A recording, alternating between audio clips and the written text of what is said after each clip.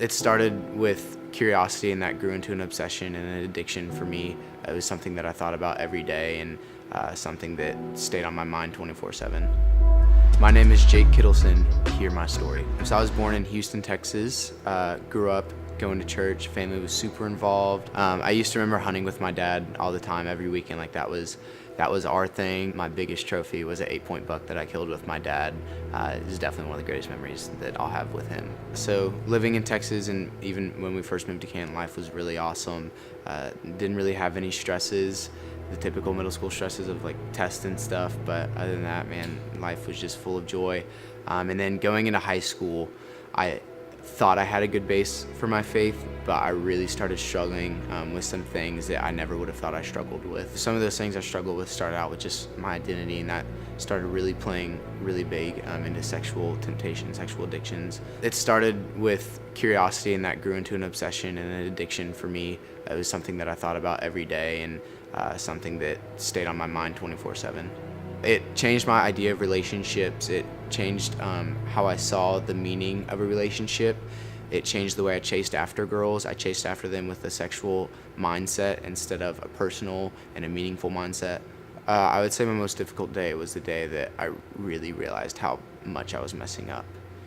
When it started out, I didn't really feel that convicted because it was a new thing, so I didn't think about that.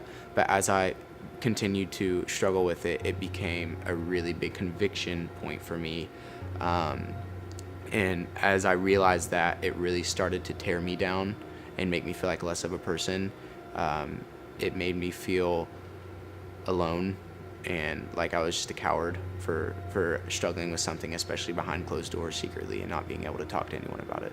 Those friends that I did have that I did talk to, I couldn't talk to about that because it was a normal for them. It was a normal for our friend group and for society. They would make jokes about it. They would assume that if you didn't do it, you were weird for not struggling with lust. And so talking to them about it made me feel even smaller than I already was. And society definitely didn't help with it at all. I mean, the access we have to all of that is literally at the tip of our fingertips on our phones. It's on social media, it's on websites, it's so easy to access.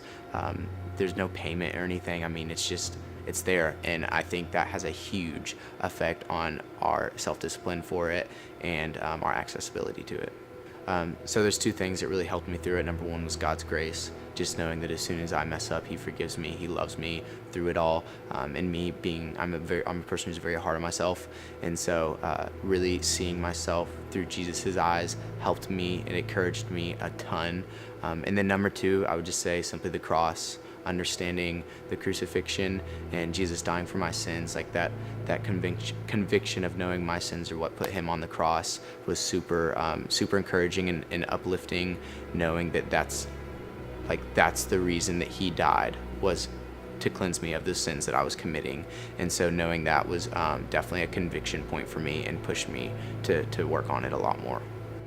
If you don't know Jesus and you're struggling with this, just know that you're not alone. There's plenty of other men out there who are struggling with it, but understand that it's a man thing to just value women and to love women in a way that is morally correct, and that in a way that just shows them that they're humans and that they're not just an item.